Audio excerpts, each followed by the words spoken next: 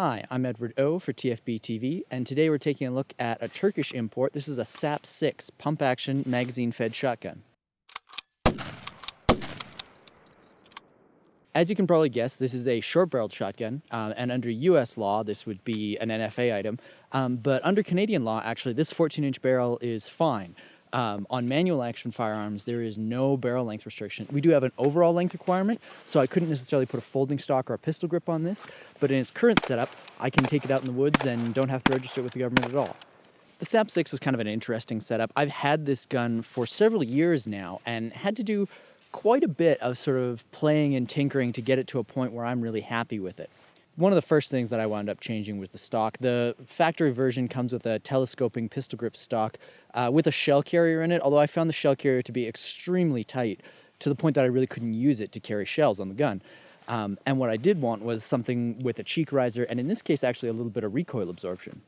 So the mag well and trigger group on this is a sort of a polymer assembly, and then you've got the aluminum upper receiver. Now the rail on this extends forward and threads into the barrel and the receiver. These actually ship from the factory even shorter. They ship with a 12-inch barrel, but that 12-inch model is only a cylinder bore. So I opted for the extended 14-inch because now I can put chokes in it. One of the most challenging obstacles for me to overcome was the pump. Because the pump comes from the factory in a spring-assisted configuration, that means I can't normally leave the action locked to the rear. And that's something that's really important for me to be able to do, right? I want to be able to throw a slug in there if I need to. I want to be able to lock it open at the end of a course of fire and show a range officer that I'm empty. Or just to be able to stash it on the racks in an open position. The fact that the spring was always pushing it forward into a closed position, kind of not great for me.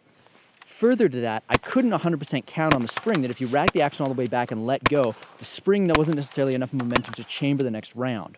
So for me, that said that I should just get rid of it, which I've done. Which led to the sort of interesting discovery that this chamber does not actually lock forward. Now, if you read online, some people have said this is a huge safety issue and that you can cause out-of-battery firing by having the action slightly back and pulling the trigger. I would love to see evidence of someone having actually done that, because I've tried it under a fairly controlled environment where I'm not putting my face on the gun or my finger on the trigger, and I haven't been able to get an out-of-battery detonation. You can see the hammer does come forward, but the firing pin does not protrude into the primer. If you've watched my stuff before, you'll know that Canada has a number of different magazine limitations. However, on a manual action firearm, there is no magazine limitation whatsoever. So this is a 6-round magazine, but you can also get 11-round magazines for these. So if you're an ambitious owner like me, the first thing you do when you have 2 and 11-round magazines is you rig up a coupler to make them together so you can effectively carry 22 rounds on the gun. At that point, it's pretty much whatever you want and consider to be practical. You might also have heard the SAP-6 referred to as the dagger. That's the name on the side of the gun. I always understood the dagger was the manufacturer.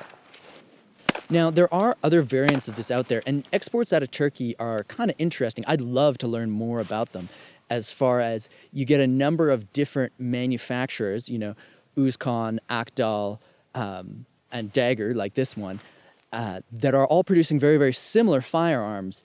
And from what I understand, the idea is that you've got 1 or 2 places that are making receivers, that are making barrels, that are making trigger assemblies, and then you've got a wide variety of little sort of shop companies there that are piecing different kinds of guns together. So you may find that the pump from a Hatsan fits onto this, or that your Akdal magazines work in an Uzkan or something like that. The Turkish shotgun market is really wild. Unfortunately, they can't export any rifles, so there's very little going on there. Personally, I think the Canadians should get into rifle conversions in the same way that the United States did with the Saigas. Another shotgun that's fairly similar to this one is the Storm series from Seraphim Armory. So that's another magazine-fed pump-action shotgun out of Turkey. Very similar looking in terms of receiver, same pattern of magazines, but a different stock configuration, different sight setup. I've tried a wide variety of red dots on here and found them to be fine. But for this shotgun in its concept, I opted for IMI Defense folding sights. And the idea on these is that you've got a polymer pistol sight when they're folded, and then when you fold them up, they're like an AR-15 sight. So for just getting out of the truck, you've still got a workable set of sights that don't need to be folded up. But if you're doing any long-range stuff with a slug or something like that, you've still got a decent set of iron sights there.